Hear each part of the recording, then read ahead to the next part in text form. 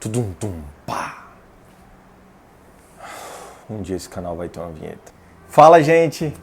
Sejam bem-vindos ao canal, bem-vindas também. Hoje a gente está aqui para falar um pouco sobre a relação do Arthur e do Projota, né? E também como existe esse paralelo do Frodo e do Sam em Senhor dos Anéis. Esse casal, tô brincando, gente, é o seguinte: eu vou falar um pouco aqui sobre alguns conceitos básicos de cinema, basicão mesmo, que você precisa para você analisar e ter uma experiência melhor com o filme, mas principalmente para você se passar de cinéfilo, que é o que eu faço, várias outras pessoas fazem também.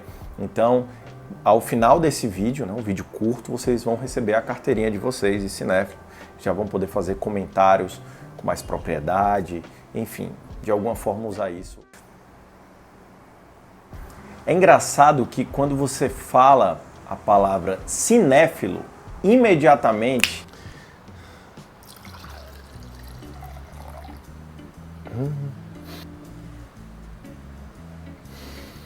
ai, que delícia. Vale a Concagua. Chile 2018. Nossa, vocês conseguem sentir essas notas? Notas de gengibre com canela e couve mineira? Também um pouco de notas de 5 e de 2 reais. Então, meu nome é Jos Vieira, sou cinéfilo.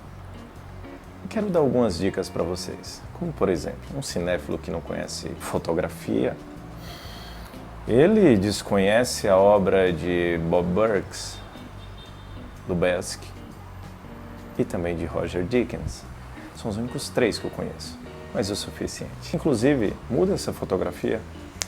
Isso, algo mais melancólico, que talvez converse um pouco com essa sensação que eu estou agora ao tomar esse delicioso vinho de 25 reais. Então, muita gente fala sobre fotografia cinematográfica. E, basicamente, o que é isso e como é que a gente pode analisar? A fotografia de um filme é um conjunto de técnicas que é tocada pelo diretor de fotografia, em parceria com o diretor de cinema, e que tem algumas características que vocês podem identificar. Então, quando alguém chega para você e fala assim, velho, essa fotografia é muito linda, nossa senhora, a fotografia daquele filme, muitas vezes a pessoa está falando de quê? Das cores. Então, quando você pega, por exemplo, um corpo que cai, né, o domínio do verde ali com as cores, o azul do James Stewart com o verde da Kim Novak, e você une aquilo ali, então você está usando as cores para transmitir algo que é da narrativa do filme. Então nada está num filme à toa, então as cores são utilizadas dessa forma. Os enquadramentos, como por exemplo os contraplongés, né, que é essa câmera filmada de baixo para cima do Quentin Tarantino, também é uma característica muito forte de você analisar uma fotografia.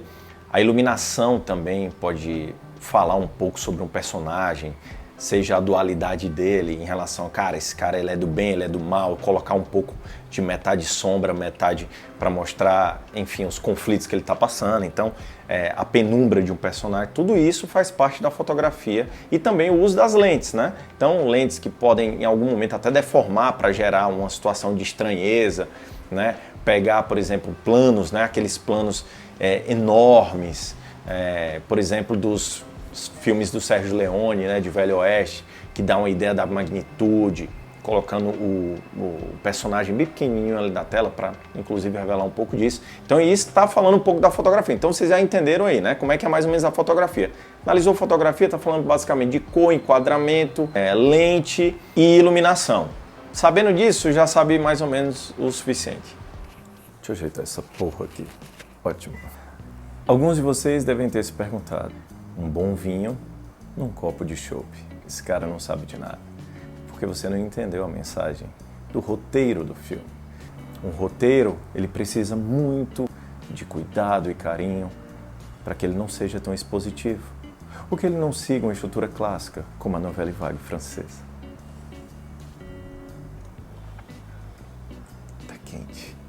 Vamos lá, gente. Roteiro. O que vale a pena vocês se ligarem quando forem analisar um filme? Roteiro, ele é como a história deve ser contada, né? A história junto com a narrativa desse filme, né? Então, um roteiro de cinema não é um livro, né? É por isso que chama roteiro adaptado quando, por exemplo, é inspirado num livro ou numa obra já feita.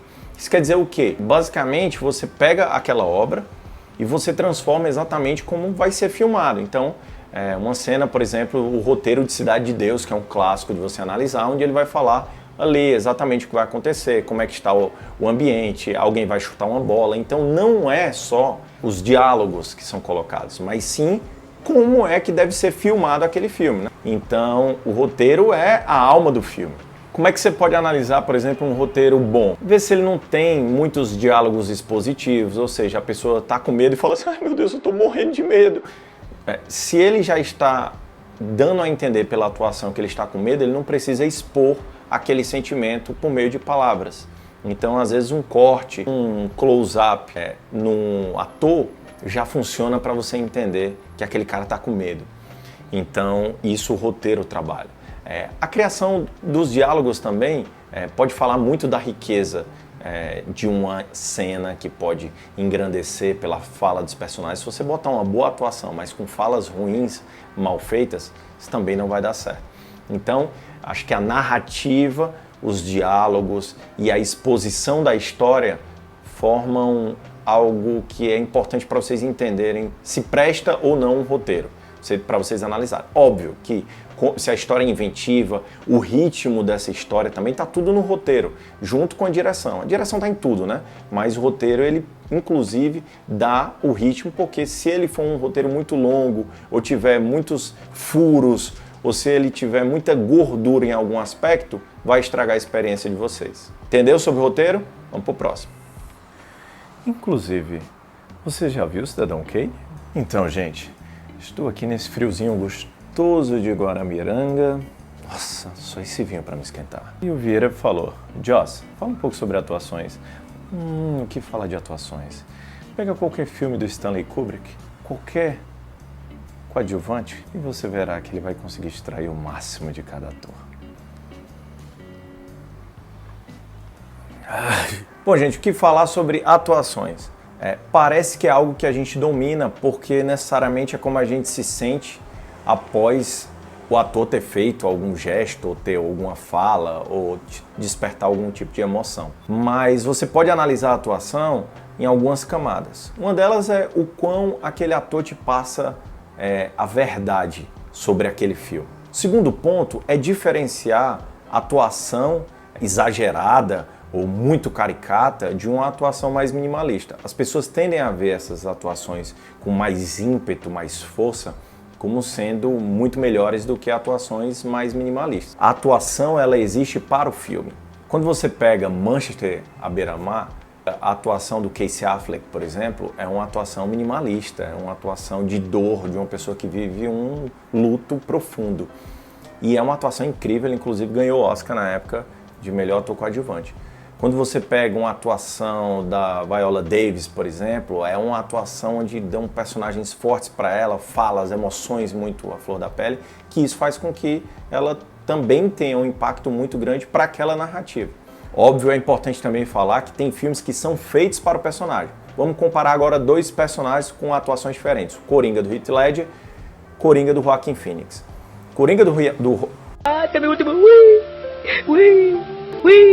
O Coringa do Joaquin Phoenix é um Coringa totalmente diferente, porque ele está em fase de concepção, ele é um estudo de personagem, como a gente chama. Então é um filme feito para um cara, o tempo de tela dele é enorme, tudo isso interfere bastante. Enquanto o do Heath Ledger, não. Ele é o Coringa pronto, já um cara magnata do crime, um psicopata. Ele tem pouquíssimo tempo de tela, mas o suficiente para ele fazer o que ele fez, ganhar o Oscar póstumo, né? Mas para mim ele tá junto com o Marlon Brando nas melhores atuações que eu já vi na minha vida. Então vocês puderam ver óticas diferentes, prismas diferentes para analisar uma atuação. Beleza? Agora sim, desabafando contigo, isso é um saco, cara. Você tem que ser cinéfilo, tem que gostar de Blade Runner, tem que gostar de todos os filmes do Kubrick. Eu acho Barry Lyndon uma chatice enorme. 2001 Odisseia no Espaço, por exemplo, passei 3 dias dormindo seguido até terminar. Cara, que coisa... Tá gravando? Como vocês sabem, cinema é paixão, cinema é arte, mas principalmente é criticar. Quanto mais você critica um filme, mais você mostra o quão inteligente você é. Então, por mais que você goste do Snyder Cut, você precisa criticar para manter sua carteirinha de cinéfilo. E agora você recebe a sua carteirinha de cinéfilo. Seja bem-vindo. Bom, gente, eu espero que vocês tenham gostado. Eu vou deixar outros conceitos que formam essa carteirinha maravilhosa para outros vídeos, mas o objetivo desse era falar um pouco sobre fotografia, atuações e roteiro. Não esqueçam de curtir, comentar o maior constrangimento que você já ouviu de pessoas que se dizem cinéfilas. Espero que vocês tenham seguido todas as dicas do Joss Vieira e até o próximo vídeo. Meu Deus, ridículo.